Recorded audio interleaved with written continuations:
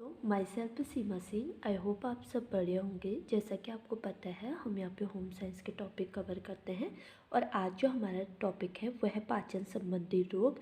तो हम देखेंगे कि पाचन संबंधी रोग क्या होते हैं। इससे पहले वाले वीडियोस में हम देख चुके हैं यकृत के रोग, पीलिया देख चुके हैं, हेपेटिक सिरोसिस देख चुके हैं, हेपेटाइटिस बी देख चुके हैं या हेपेटिक क्रोमा देख चुके हैं। इससे पहले वाली वीडियोस में हम देख चुके हैं और आज हम देख रहे हैं पाचन संबंधी रोग कौन कौन से होते हैं। तो जो पाचन संबंधी रोग होते हैं उसके अंतर्गत सबसे पहले पेप्टिक अल्सर आता है। हमें कुछ मुख्य रोग पढ़ने हैं जो हमारे एग्जाम्स के पॉइंट ऑफ व्यू से काफ़ी इंपॉर्टेंट है। सेकंड है कब्ज और थर्ड है अतिसार जिसे हम डायरिया भी बोलते हैं। तो इन तीन रोगों के बारे में हम पढ़ेंगे। ये जो तीनों रोग हैं ये पाचन संबंधी रोग हैं। इन तीन रोगों के बारे में हम डिटेल से पढ़ेंगे। आज हम देखेंगे कि पेप्टिक अल्सर क्या होता है। इससे आने वाली जो वीडियो होंगे उसमें कब्ज और अतिसार क्या होगा ये सारी चीज़ें देखेंगे। आज हम ये देखेंगे कि पेप्टिक अल्सर क्या होता है। ठीक है, अगर हम पेप्टिक अल्सर की बात करें कि पेप्टिक अल्सर क्या होता है तो पेप्टिक अल्सर का जो अर्थ होता है, अल्सर का जो अर्थ होता है इसका मतलब होता है घाव हो जाना। ठीक है, घाव हो जाना। तो जो पेप्टिक अल्सर होगा इसका मतलब क्या होगा कि घाव होना। अल्सर का मतलब है कि घाव होना। अब ये घाव कैसे हो रहा है इसको हम देखेंगे। जब हमारे आमाशय तंत्र का वह भाग जो अम्ल के प्रत्यक्ष संपर्क में आता है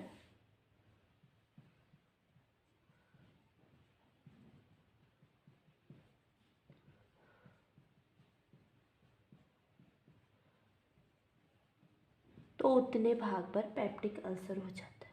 ठीक है, पेप्टिक अल्सर हो जाता है। पेप्टिक अल्सर कैसे हो रहा है? अल्सर का मतलब क्या है कि घाव हो जाना। ठीक है, तो जो पेप्टिक अल्सर है ये कैसे हो रहा है जब हम हमारे आमाशय तंत्र का वह भाग जो अम्ल के सीधे संपर्क में आता है। ठीक है, अम्ल के जो डायरेक्ट संपर्क में आता है तो उतने भाग में पेप्टिक अल्सर हो जाता है, यानी कि घाव हो जाता है। जो भाग हमारे आमाशय का सीधे अम्ल के संपर्क में आ रहा है उस पर क्या हो जा रहा है? घाव हो जा रहा है और उसी को हम पेप्टिक अल्सर बोल देते हैं। पेप्टिक अल्सर में क्या होता है? पेप्टिक अल्सर इसमें हमारे आमाशय और पक्वाशय के श्लैष्मिक झिल्लियों में घाव हो जाता है। ठीक है, झिल्लियों में घाव हो जाता है और ये घाव के कारण क्या होता है? जो घाव होता है घाव के कारण कई छोटे छोटे छिद्र हो जाते हैं, छिद्र हो जाते हैं और जिससे क्या होता है? रक्त बहने लगता है, जिससे रक्त बहने लगता है।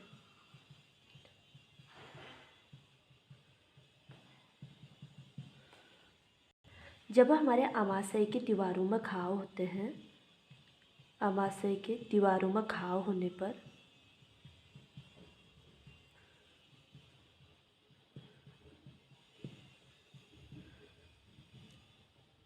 पर शरीर में कई जैव रासायनिक प्रक्रियाएं हो जाती हैं। ठीक है, कई जैव रासायनिक प्रक्रियाएं हो जाती हैं। प्रक्रियाओं में परिवर्तन आ जाता है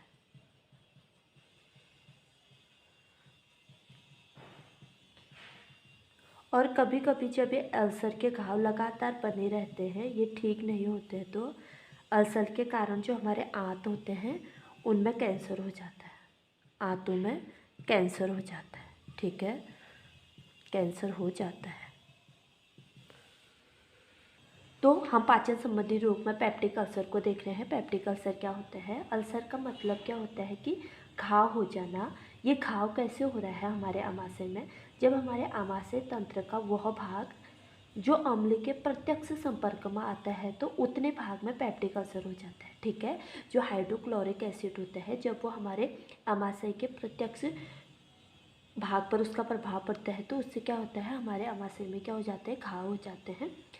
पेप्टिक अल्सर जो होता है ये आमाशय पक्वाशय के श्लेष्मिक झिल्लियों में घाव हो जाते हैं। ठीक है, पेप्टिक अल्सर में जो हमारे आमाशय पक्वाशय हैं इसके क्या होता है, श्लेष्मिक झिल्लियों में घाव हो जाता है, पक्वाशय। और घाव के कारण कई छोटे छोटे छिद्र हो जाते हैं जिससे रक्त बहने लगता है। आमाशय की दीवारों में घाव होने पर शरीर में कई जैविक रासायनिक प्रक्रियाओं में परिवर्तन आ जाता है। ठीक है, जब हमारे आमाशय में घाव होते हैं तो उससे क्या होता है, जो हमारा शरीर होता है इसमें कई जैविक और रासायनिक प्रक्रियाएँ आ जाती हैं। और अल्सर के कारण कभी कभी जब हमारा अल्सर का इलाज नहीं हो पाता है या इसके लिए हम उचित आहार नहीं लेते हैं तो हमारे आंतों में कैंसर से घाव हो जाता है। जब अल्सर का सही से इलाज नहीं हो पाता है और लगातार अल्सर की स्थिति बनी है तो हमारे आंतों में उससे घाव हो जाता है। तो अब हम देखेंगे कि पेप्टिक अल्सर्स के प्रकार कौन कौन से होते हैं, कितने प्रकार का पेप्टिक अल्सर होता है। अब हम देखेंगे कि पेप्टिक अल्सर्स के प्रकार कितने होते हैं। पेप्टिक अल्सर्स जो होते हैं दो प्रकार का होता है, एक होता है आमाशयिक पेप्टिक अल्सर और दूसरा होता है पक्वाशयी पेप्टिक अल्सर। दो प्रकार का अल्सर होता है, एक आमाशयिक पेप्टिक अल्सर होता है और सेकंड पक्वाशयी पेप्टिक अल्सर होता है। जो आमाशयिक पेप्टिक अल्सर होता है इसमें क्या होता है, जो आमाशयिक पेप्टिक अल्सर होता है यह अल्सर आमाशय की ऊपरी दीवारों पर होता है। ठीक है, आमाशय की जो हमारी ऊपरी दीवारें होती है, दीवारों पर होता है, दीवारों पर पाइलोरिक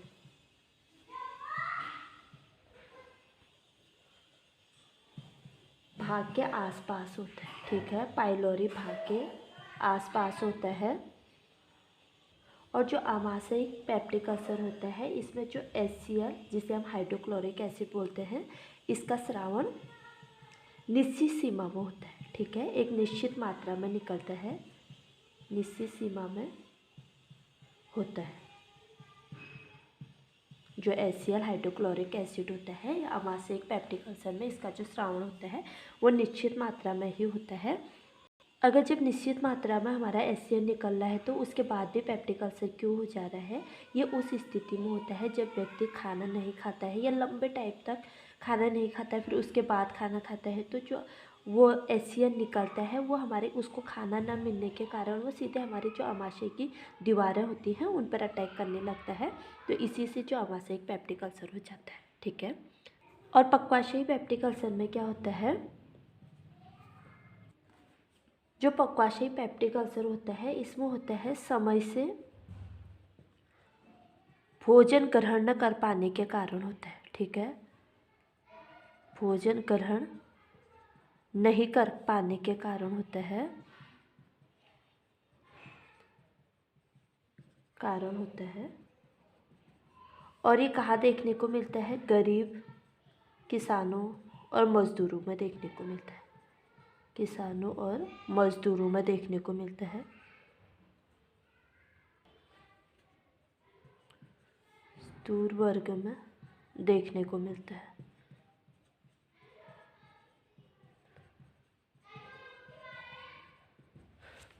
जो पेप्टिक अल्सर होता है ये दो प्रकार का होता है, एक आमाशयी पेप्टिक अल्सर होता है, सेकंड पक्वाशयी पेप्टिक अल्सर होता है। आमाशयी पेप्टिक अल्सर में क्या होता है, जो हमारे आमाशय की दीवार होती है ऊपरी दीवार इनमें से पाइलोरी भाग के आसपास में, और इसमें क्या होता है जो हमारा HCl का स्रावन होता है वो निश्चित सीमा में होता है। पक्वाशयी पेप्टिक अल्सर में क्या होता है, ये समय से भोजन ग्रहण नहीं कर पाने के कारण होता है और गरीब किसानों में और मजदूर वर्ग में देखने को ही मिलता है पेप्टिक पेप्टिक अल्सर। ठीक है, अब हम देखेंगे कि पेप्टिक अल्सर के लक्षण कौन कौन से होते हैं। पेप्टिक अल्सर के लक्षण कौन कौन से होते हैं, पेप्टिक अल्सर के लक्षण में होता है कि पेट में दर्द खाने के 2-3 घंटे बाद शुरू होता है और खाने वाले सोडा के सेवन से दर्द कम हो जाता है, आंतों में लोहे का अवशोषण नहीं हो पाता है और एनीमिया रोग हो जाता है, वजन घटने लगता है। ठीक है, पेप्टिक अल्सर के जो रोगी होते हैं उनका वजन घटने लगता है और खाने के 2-3 घंटे बाद उनको दर्द होने लगता है। ठीक है, अब हम देखेंगे कि पेप्टिक अल्सर के कारण कौन कौन से होते हैं। पेप्टिक अल्सर के कारण कौन कौन से होते हैं? पेप्टिक अल्सर का कारण जो होता है वंशानुगत कारण होता है। अगर माता पिता को पेप्टिक अल्सर है तो बच्चे में भी देखने को मिलता है। रक्त समूह भी इसका कारण होता है। एक शोध से पता चला है कि ओ समूह वाले लोगों में, ओ ब्लड ग्रुप वाले लोगों में जो पेप्टिक अल्सर है वह अधिक देखने को मिलता है। और उपवास भी उसका एक कारण है। जो लोग भूखे रहते हैं या अधिक व्रत लेते हैं उन लोगों में भी पेप्टिक अल्सर देखने को मिलता है। उपवास करने वाले लोगों में पेप्टिक अल्सर कैसे होता है? जब हम लंबे समय तक भूखे रहते हैं तो जो HCl हमारा जो स्रावित होता है, अगर HCl जब हमारा स्रावित होता है तो वो क्या करता है, अगर HCl हमारे भोजन को मिल जाता है तो वो अगर उसको HCl को भोजन मिल जाता है हमारे पेट में तो वो क्या करता है, भोजन को पचाने का कार्य करने लगता है। लेकिन HCl को जब हम भूखे रहते हैं, उपवास की स्थिति में रहते हैं तो हमारे पेट में भोजन तो नहीं होता है। उस टाइम जो HCl होता है वो क्या करता है, हमारे अमाशय और पक्वाशय की दीवारों को जो श्लेष्मिक झिल्लियाँ होती हैं उन पर ही क्रिया करने लग जाता है। ठीक है, जब यह हमारी श्लेष्मिक झिल्लियों पर क्रिया करने लग जाता है तो वहाँ पे हमारा घाव हो जाता है और उसी को हम अल्सर बोल देते हैं। और इसका कारण क्या होता है, जो लोग अधिक मसाले का उपयोग करते हैं उन लोगों में भी पेप्टिक अल्सर देखने को मिलता है। धूम्रपान करने वाले लोगों में, अधिक मांस, मछली और अंडा का उपयोग करने वाले लोगों में भी पेप्टिक अल्सर देखने को मिलता है। अब हम देखेंगे कि पेप्टिक अल्सर का आहार नियोजन कैसे करना चाहिए, यानी कि पेप्टिक अल्सर का जो रोगी है उसको कौन कौन सा आहार लेना चाहिए। पेप्टिक अल्सर के रोगियों को आहार नियोजन कैसे करना चाहिए। पेप्टिक अल्सर का जो रोगी है उसको रेशेदार भोज्य पदार्थ नहीं लेने चाहिए। ठीक है, रेशेदार भोज्य पदार्थ नहीं लेने चाहिए।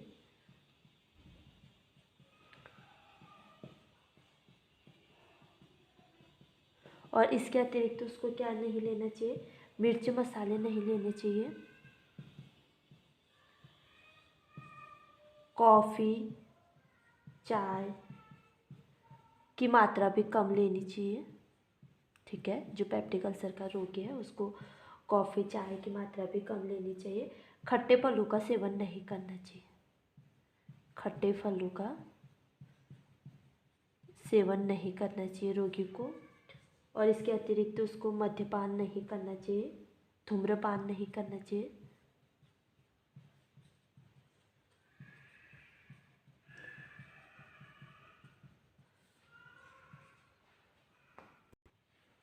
और अत्यधिक मीठे पदार्थ भी नहीं लेने चाहिए। और ठंडे गर्म, जो अत्यधिक ठंडे जैसे आइसक्रीम और गर्म पदार्थ भी नहीं लेने चाहिए। ठीक है, अत्यधिक ठंडे और गर्म भोज्य पदार्थ भी अल्सर के रोगियों को नहीं लेने चाहिए। तो अल्सर के रोगी का जो आहार नियोजन है इसको कैसे करना चाहिए, उसको रेशेदार भोज्य पदार्थ नहीं देने चाहिए। अगर हम उसको रेशेदार भोज्य पदार्थ देंगे, जो भोजन में रेशा होगा वो क्या होगा, हमारे घाव पे जाके अटक जाएगा और हमारे जो घाव है उसको और बढ़ाने का, उसमें से ब्लड निकलने का कार्य करेगा। मिर्च मसाले रहित आहार देना चाहिए, अधिक मिर्च मसालों वाला आहार नहीं देना चाहिए। कॉफ़ी, चाय की मात्रा कम देनी चाहिए। खट्टे फलों का सेवन रोगी को कम करना चाहिए और मद्यपान, धूम्रपान नहीं करना चाहिए। मीठे पदार्थों और अधिक ठंडे पदार्थों का भी उपयोग नहीं करना चाहिए। गर्म और ठंडे पदार्थों का भी उपयोग अल्सर के रोगियों को कम मात्रा में करना चाहिए। पेप्टिक अल्सर के रोगी के लिए कुछ आवश्यक निर्देश हैं, क्या क्या बातों का उसको ध्यान रखना चाहिए। पेप्टिक अल्सर के रोगियों को मानसिक रूप से स्वस्थ होना चाहिए, मानसिक तनाव मुक्त होना चाहिए। और उसको क्या करना चाहिए, भोजन धीरे धीरे चबाना चाहिए, जल्दी जल्दी नहीं खाना चाहिए। ठीक है, धीरे धीरे चबाकर खाना चाहिए। इसके अतिरिक्त पेप्टिक अल्सर के रोगियों को क्या करना चाहिए, भोजन थोड़े थोड़े अंतराल में खाना चाहिए। ठीक है, एक टाइम में बहुत खाना नहीं खाना चाहिए, थोड़े थोड़े अंतराल पर खाना खाना चाहिए, यानी कि टाइम टाइम पर खाना चाहिए और कम मात्रा में खाना चाहिए। मात्रा में खाना चाहिए, जितनी भूख है उससे कम मात्रा में उसको खाना खाना चाहिए। और भोजन लेने का एक निर्धारित समय होना चाहिए। भोजन जो है नियमित समय पर लेना चाहिए, उसका एक फिक्स टाइम होना चाहिए कि इतने बजे भोजन करना है, लिया जाना चाहिए। ठीक है, पेप्टिक अल्सर के रोगी के लिए कुछ आवश्यक निर्देश हैं, उसे किस बातों का ध्यान रखना चाहिए। मानसिक तनाव मुक्त होना चाहिए उस व्यक्ति को, भोजन धीरे धीरे चबाकर खाना चाहिए, भोजन थोड़े थोड़े अंतराल पर लेना चाहिए और कम मात्रा में खाना चाहिए, एकदम भी बहुत अधिक खाना नहीं खाना चाहिए और भोजन नियमित समय पर लिया जाना चाहिए। जो व्यक्ति को है उसको भोजन करने का एक निश्चित समय होना चाहिए। अब हम देखेंगे कि पेप्टिक अल्सर के लिए किस प्रकार का आहार लेना चाहिए। पेप्टिक अल्सर का जो रोगी है उसे मुख्य 4 प्रकार का आहार लेना चाहिए। वो 4 प्रकार का मुख्य आहार कौन कौन सा होता है।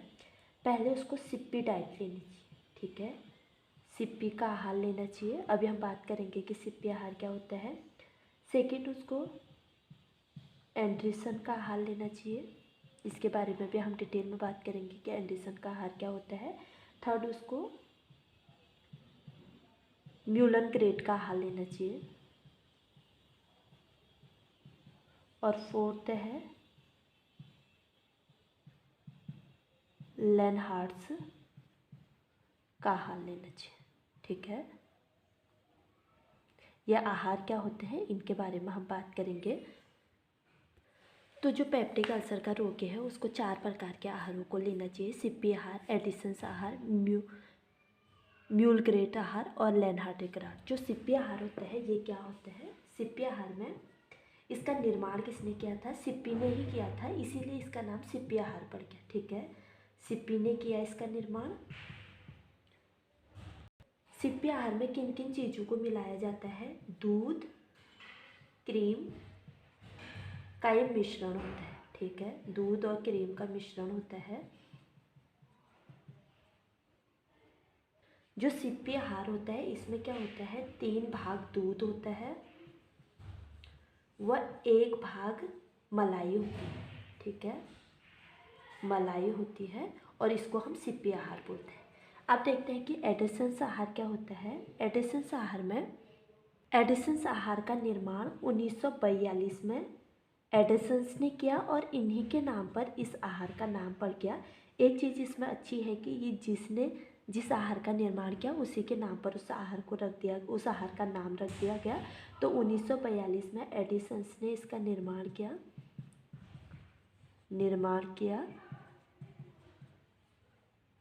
ये जो एडिसन्स आहार होता है इसमें क्या क्या चीज़ों का मिश्रण होता है। इसमें दूध मिलाया जाता है, क्रीम मिलाया जाता है, डेस्ट्रेजन मिलाया जाता है, डेस्ट्रोज मिलाया जाता है और इसके अतिरिक्त जेलेटिन मिलाया जाता है, ठीक है। इनको मिलाकर सादा आहार तैयार किया जाता है, सादा आहार को तैयार किया जाता है। अच्छा, इसमें किस पदार्थ की मात्रा कितनी होती है। दूध की मात्रा इसमें 900 ml होती है और क्रीम की मात्रा 100 ml होती है। डेस्ट्रोज की मात्रा 60 ग्राम होती है और जेलेटिन की मात्रा इसमें 50 ग्राम होती है, ठीक है, एडिसन्स आहार में। अब हम देखेंगे कि म्यूलन ग्रेट का आहार क्या है। म्यूलन ग्रेट का आहार 1939 में म्यूलन ग्रेट ने इसका निर्माण किया। ग्रेट ने निर्माण किया और इन्हीं के नाम पर इसका नाम पड़ गया, ठीक है, म्यूलन ग्रेट आहार कहा जाने लगा। इन्होंने इसका निर्माण किया। जो म्यूलन ग्रेट आहार होता है ये इसमें किस चीज़ का उपयोग किया जाता है, मांस, मछली और अंडे का ये मिश्रण होता है। इसमें जो मांस मछली है इसको प्यूरी के फॉर्म में बनाया जाता है। जो मांस मछली और अंडा है इसको महीन पीसकर प्यूरी बनाई जाती है। जो मांस मछली और अंडा है इसको महीन पीसकर छाना जाता है और फिर प्यूरी बनाया जाता है। उस रूप में इसको जो पेप्टिक अल्सर का रोगी है उसको दिया जाता है। और लेनहार्ट का आहार क्या होता है। लेनहार्ट के आहार में इसका आविष्कार है जो लेनहार्ट ने किया। लेनहार्ट ने इसका निर्माण किया। और जो लेनहार्ट आहार होता है ये दूध तथा अंडे के मिश्रण से तैयार किया जाता है, ठीक है, अंडे के मिश्रण से तैयार किया जाता है, तैयार किया जाता है। पेप्टिक अल्सर के रोगियों को मुख्य रूप से 4 आहारों का सेवन करना चाहिए। पहले है सिप्पी का आहार, एडिसन्स का आहार, म्यूलन ग्रेट का आहार और लेनहार्ट का आहार। जो सिप्पी का आहार होता है इसमें क्या होता है, इसका निर्माण सिप्पी ने किया और इन्हीं के नाम पर इसका नाम रख दिया गया सिप्पी आहार। इसमें किस किस चीज़ को मिलाया जाता है? दूध क्रीम का ये मिश्रण होता है। इसमें 3 भाग दूध का होता है और 1 भाग मलाई का होता है। इसका ये मिश्रण होता है। फिर है एडिसन्स आहार। एडिसन्स आहार में क्या किया जाता है? एडिसन आहार 1944 में एडिसन्स ने इसका निर्माण किया। ये किस किस चीज़ का मिश्रण होता है? इसमें दूध, क्रीम, डेस्ट्रोज और जेलेटिन का उपयोग किया जाता है। दूध इसमें 900 ml लिया जाता है, क्रीम 100 ml लिया जाता है, डेस्ट्रोज 60 ग्राम लिया जाता है और जेलेटिन 50 ग्राम लिया जाता है। इसको मिलाकर एक सादा आहार तैयार किया जाता है एडिसन्स आहार में। फिर है म्यूनल ग्रेट आहार है। म्यूनल ग्रेट आहार कब बनाया, किसने बनाया था? म्यूनल ग्रेट ने बनाया था और इन्हीं के नाम पर इसका नाम रख दिया गया और 1939 में म्यूनल ग्रेट ने इसको बनाया था। इसमें मांस, मछली और अंडे का मिश्रण किया जाता है। इससे पहले हमने पढ़ा था कि जो पेप्टिक अल्सर का रोगी है उसको मांस, मछली और अंडा नहीं लेना चाहिए, लेकिन यहाँ पे जो मांस और मछली, अंडा लिया जा रहा है वो कैसे लिया जा रहा है? पाउडर के फॉर्म में पीस कर, फिर वो जो पाउडर के फॉर्म में लिया गया है उसको भी छान कर, यानी कि उस पर किसी प्रकार का कोई रेशा न जाए, इसलिए उसको पीस कर, छान कर और प्यूरी बनाकर लिया जाता है। ठीक है, तो मांस, मछली और अंडे को पीस कर फिर उसको छाना जाता है, उसकी प्यूरी बनाकर जो पेप्टिक अल्सर का रोगी है उसको दिया जाता है। फिर है लेनहार्डे का आहार। लेनहार्डेस के आहार में क्या होता है? लेनहार्डेस ने इसका निर्माण किया, लेनहार्डे आहार का। इसमें किस किस चीज़ का ये मिश्रण होता है? ये दूध तथा अंडे के मिश्रण से तैयार किया जाता है लेनहार्डे आहार। ठीक है, ये स्लाइड काफ़ी इम्पोर्टेंट है जो हमने अभी ये पढ़ा है। ये 4 प्रकार के आहार पेप्टिक अल्सर के रोगियों को दिया जाता है और काफ़ी बार एग्जाम्स में इससे क्वेश्चन पूछे गए कि लेनहार्डे आहार क्या होता है, सिप्पी आहार किसने इसका निर्माण किया था, इसमें किस किस चीज़ का मिश्रण होता है, तो ये क्वेश्चन काफ़ी बार पूछे गए, काफ़ी इंपॉर्टेंट है। तो आज हम पाचन संबंधी रोगों के बारे में पढ़ रहे हैं। इसमें हमने देखे कि 3 रोगों के बारे में हम जिक्र करेंगे। पेप्टिक अल्सर क्या होता है ये हम देख चुके हैं। इसके बाद जो आने वाली वीडियो होगी उसमें हम देखेंगे कब्ज क्या होता है। फिर उसके बाद जो वीडियो आने वाली होगी उसमें हम देखेंगे कि अतिसार क्या होता है। ठीक है, तो आज हमने पेप्टिक अल्सर के बारे में पढ़ा। पेप्टिक अल्सर क्या होता है, इसमें रोगियों को कौन कौन से आहार देना चाहिए, किन किन बातों को रोगी को ध्यान में रखना चाहिए, ये सारी चीज़ें हमने डिटेल में पढ़ी। तो अगर आपको मेरी वीडियो पसंद आए तो प्लीज़ लाइक, शेयर, कमेंट और सब्सक्राइब करना ना भूलें। मिलते हैं अपने अगले वीडियो में, तब तक के लिए बाय।